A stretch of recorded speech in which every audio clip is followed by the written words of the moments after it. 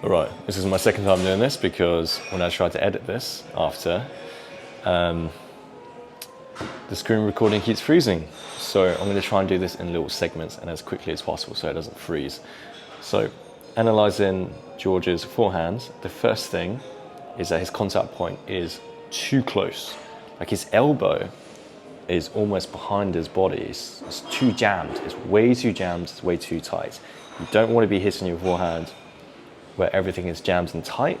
You want to be nice and fluid as you're hitting the ball, so you get this really nice kinetic chain and rhythm, and your weight can go through the ball a lot better. If it's all jammed, you end up pushing the ball rather than actually hitting the ball. That's the first thing there. So there, it's not as bad as it used to be, but he's still scooping it like it's a paddle forehand. He's not actually really swinging and hitting. Oof. Let's try and find another one.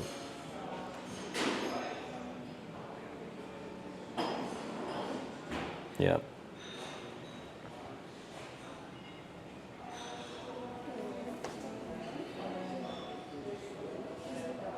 Too close, yeah, way too close.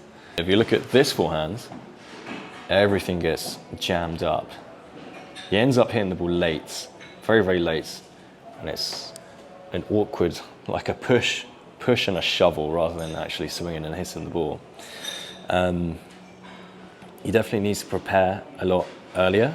You want to prepare and have your racket take back before the ball bounces on your side of the court, so you have plenty of time to let your racket drop and then swing through the ball. If you wait until the ball bounces and then you take your racket back, your take back, it's just way too late, and you're always going to get caught late when you're hitting the ball, and that's where you get that stiff, tight forehand. The same thing, he gets caught up. It's not proper, so he ends up pushing the ball, awkwardly muscling it.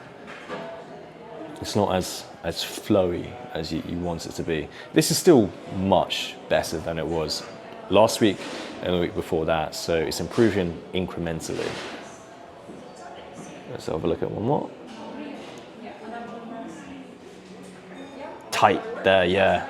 His elbow's behind him. You want your elbow in front of your body, your contact point right in front of your body. You should be able to see the ball on your side of the strings there. Right, so if we have a look at my forehands, now just a little disclaimer, I asked him to feed me the exact same balls I was feeding him, and he just gives me some god-awful feeds. They give me some really filthy, tough feeds to go try and hit. But if you have a look, you should notice that my contact point on my elbow is much further in front of me. So there, yeah, as you can see, elbow is right in front. I get this nice transfer through. That was a really filthy feed from George.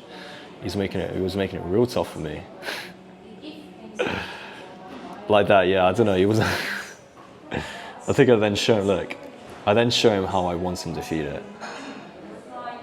Yeah, like that, right in front of me. There, okay, so my racket take back, nice and early, drop, contact point all the way through.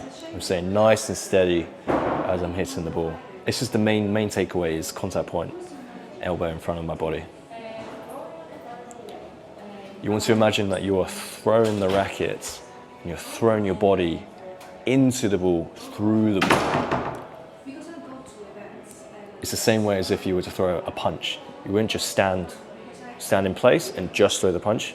You throw your whole body into it too.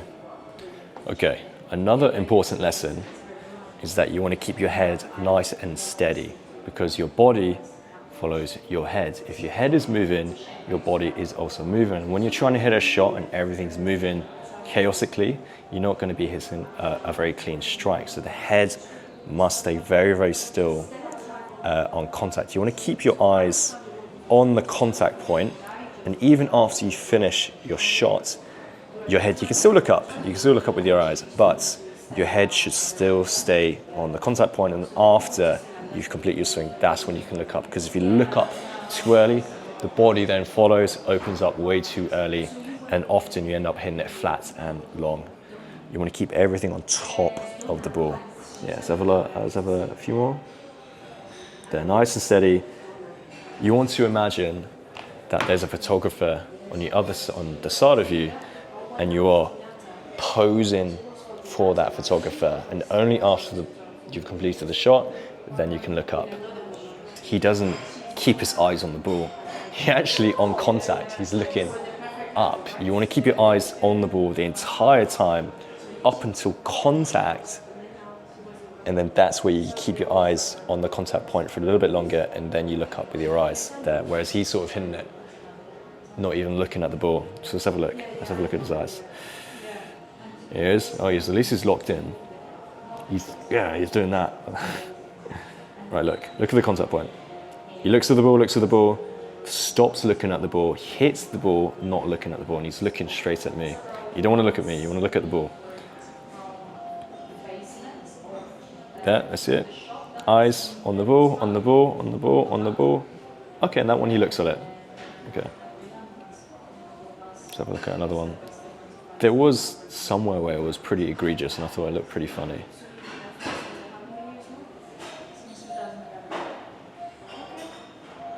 Looks up, okay.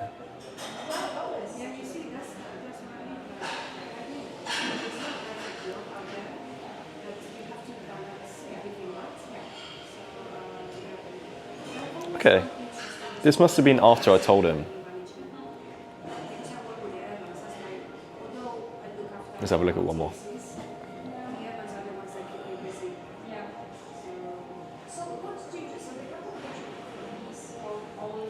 Okay, so it's not as bad as I thought it was.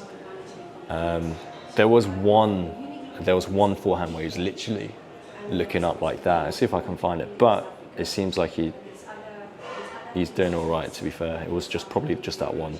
But yeah, same thing. You want to be eyes on contact there. You don't want to be looking up. And that's a common thing a lot of people do as well. They look up when they hit the ball.